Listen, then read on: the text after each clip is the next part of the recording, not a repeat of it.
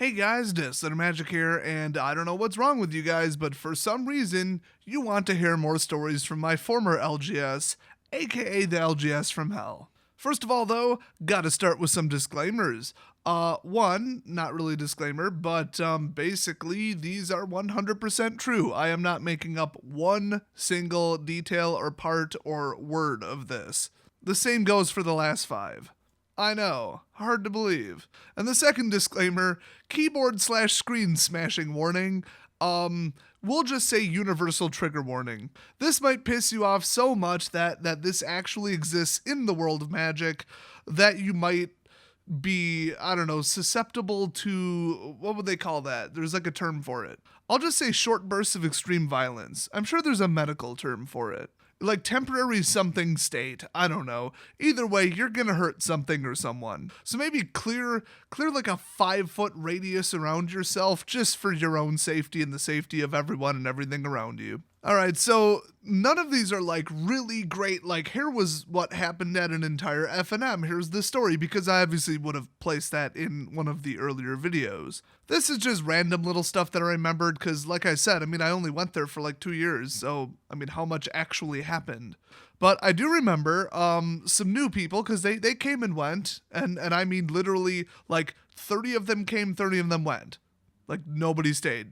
But I do remember one of them, they played one of the, elitist net decking, no patience for new people, cheaty kind of douchebags with the overpowered decks that likes to, at the end of the match, insult your deck no matter what you're running. That type. And there was like 20 of them there every single week. So he played one of those people, then he played like one of them again in the second match, except that dude was in an even worse mood, because obviously to play him in the second match, he had lost with his precious net deck, probably to a mirror match. So then he already goes into round 2 with a terrible attitude. So then he beats this dude and he's like, oh yeah, I should have won round 1. And now because of you and your crappy deck, I'm going to have a bad strength of opponent for the tiebreaker. Because it always came down to tiebreakers. I mean, we had like 40 people there every week. I mean, if you go 4-1, it's going to come down to the tiebreaker with the other 6 people that are 4-1. So, okay, I'll give them that, but still, like, come on, it's random luck. Get over it. Get over yourself. And he was like, oh man, I might as well just drop because now I'm going to be in like 7th or 8th place and that's going to be out of the prize support. And so he plays me in the 3rd round and we had like an actually good game. Obviously, I stomped him because he was new and I was running a hyper powerful deck. I wouldn't always run a hyper powerful deck. Sometimes I'd just run a fun one, but I got kind of pissed off at those tryhards and really liked beating them. So I'd say probably 80% of the time I was running a pretty vicious deck. So I played this guy, but he was like, hey, well, at least it was a fun match for once. He's telling me about the last 2 people, because we finished around really early, unfortunately. And he actually asked me, is everybody like this, or was it just my luck getting paired up against just those 2? And I go, look around, I don't know, 40, 50%. That was my answer to him. I'm like, yeah, it's about 40 to 50% of the people here that are like that. He's like, oh God. And then he asked me, is there another LGS in the area? And at the time, there really wasn't. There was one that existed but didn't hold Friday Night Magic. There was the other one that had closed that I came from, and the other one hadn't opened yet. Oh, and obviously mine was not into dealing Magic yet, but it's not like we hold F&M. So that was pretty sad. I mean, when somebody shows up, they're all, bright-eyed and excited, and then they get smacked with the reality of how dickish a lot of members of the community can be, because this is not just limited to like my old local gaming store. I've heard stories. They are everywhere, and it's like they attract each other or just like multiply or something. Like the attitude and the mannerisms catch on or something. If the staff doesn't stomp out the first couple people acting like this, that's the only people that are going to be left. People who are cheaters, bad attitudes, net deckers, tryhards, have-to-wins, immature, ragers, it's all the same people. So all the good people are going to stop showing up because they're sick of it, and all the bad people are like, whatever, I do the same thing. So that was pretty sad. Now this one, I feel like I might have mentioned it in an earlier video. Maybe I did, maybe I didn't. But it was not so much a rumor, it was a story. I mean, I do believe that the owner himself told me this. We were talking about people, actually, we were talking about one specific person stomping off like a little toddler and leaving without dropping, and the store owner was pissed. because it throws off the pairings. And I said, has anybody just like flipped out, like literally flipped a table or just like punched somebody out or like had the police called or something? And he's like, well, there was this one time. Oh, then he didn't want to give me the details, but then somebody behind me later caught up with me and they're like, I know exactly what he's talking about. So I got filled in on it. It was a Yu-Gi-Oh player. I know you guys would appreciate that as much as I did. I'm smiling pretty hard right now. Yu-Gi-Oh players, as I've said before, are a subspecies of human most of the time. At least I've never met a normal one. I mean, they bring weird to brave new levels and immaturity and social issues. So one of them apparently really thought he should have won. So he was a Yu-Gi-Oh net decking tryhard. One of the, what do they call that? OTKers. That's a one-turn kill, and then if you disrupt his combo, it's like, oh my god, I'm gonna have a seizure. I'm stroking out right now. So oh my god, he was versing like this little kid, like 11 or 12 years old. So allegedly, he took the kid's deck and like a card at a time just started chucking them, like the typical, like I'm giving out candy at a parade, like just everywhere. Just one card goes over there, one card goes over there. And oh my god, the owner went over and was like, freaking, and this guy is like the most mellow, chill dude ever, like super chill. He was actually pretty nice. It was the other staff members we had a problem with. But I had heard like he came over and was just like, you better get the hell out of here right now and never come back because that is completely unacceptable. Honestly, I should call the police for disorderly. Get the hell out of here. So I wish they would have that reaction every time somebody cheated or stacked their deck or insulted a new player. I would have been like, oh, zero tolerance policy, bye-bye. By the way, if my company restructures the way I think we might, I might legitimately become a WPN location and hold F&M just to compete with them because they're really close. They're basically right down the street from me.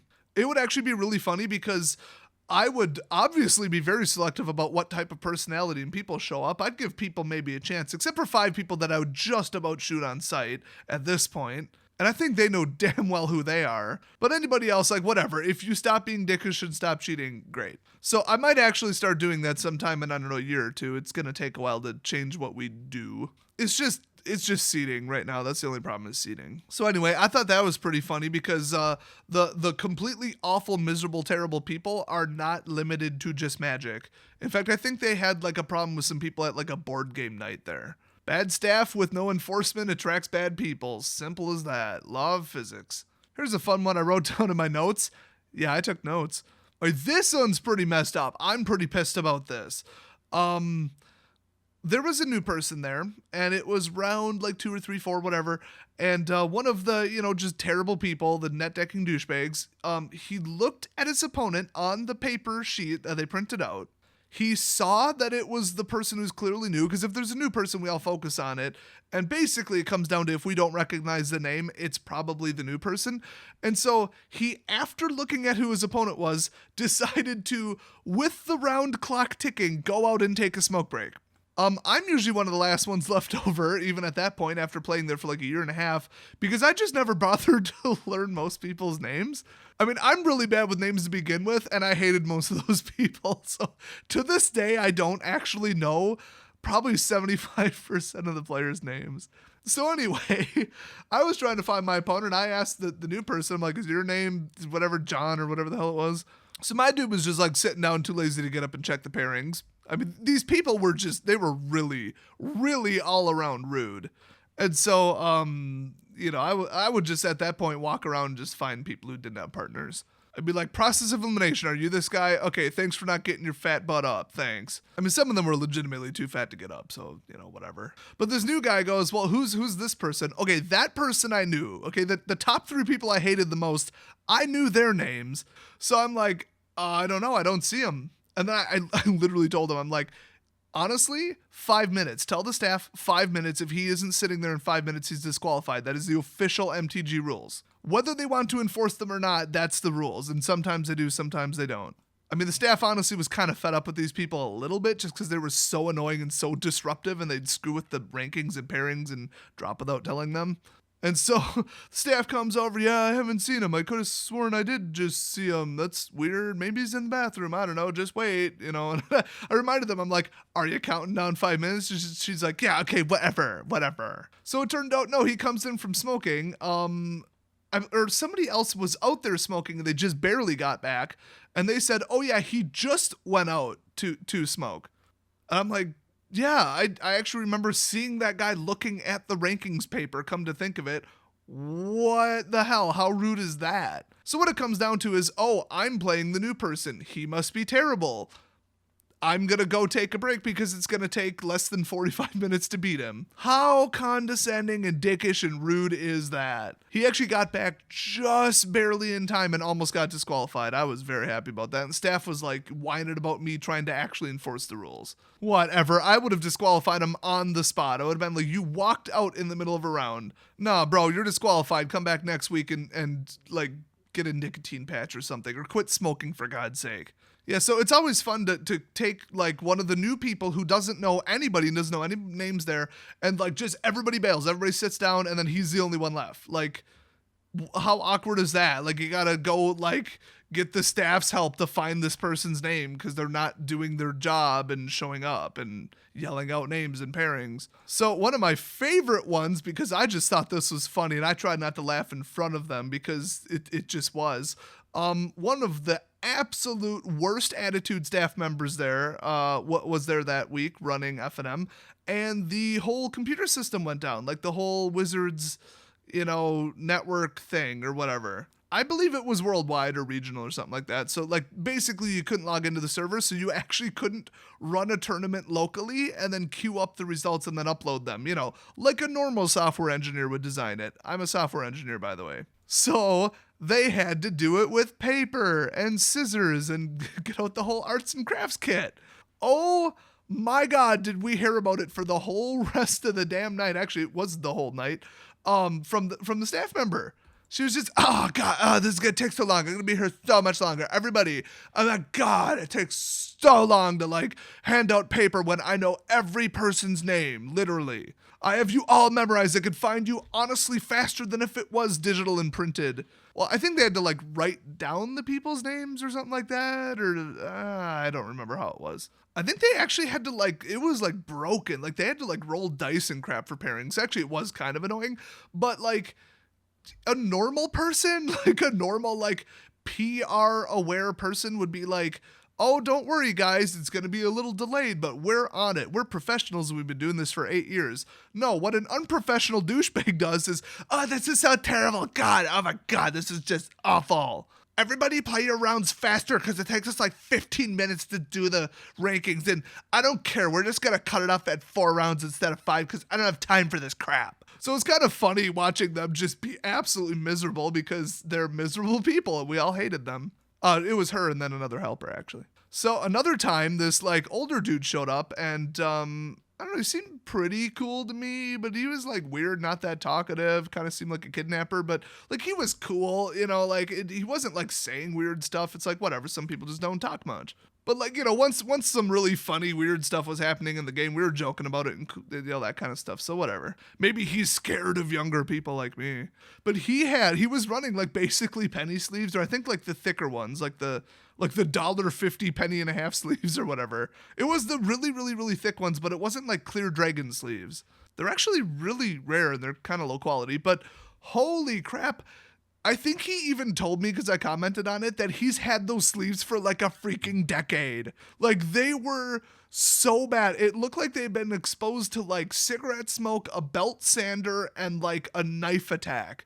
Oh, and then like chewed on by like some kind of small mammal. So in my opinion, they were marked because they were marked. It's just a question of, did he memorize which like massive cut slit knife blade mark was which?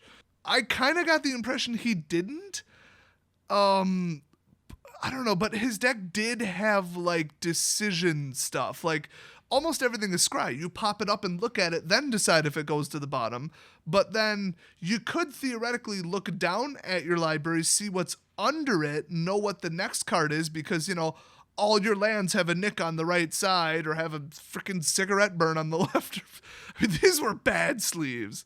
Oh, all the ones with the curled corners are the really important kill spells, you know, something like that. And I was kind of seeing patterns. I was watching, and I'm like, it's the guy's first time here. I've never seen him before. I'm just gonna spread it around. We had like the freaking Central Intelligence Agency. It was just like me and my friends, and we'd be like, I think this guy's cheating. Watch for specifically this. And we're like, okay, thanks for the hot tip. Boom. And then once we have enough evidence, we'd have like 8 people all report this person, and the staff still wouldn't do anything about it.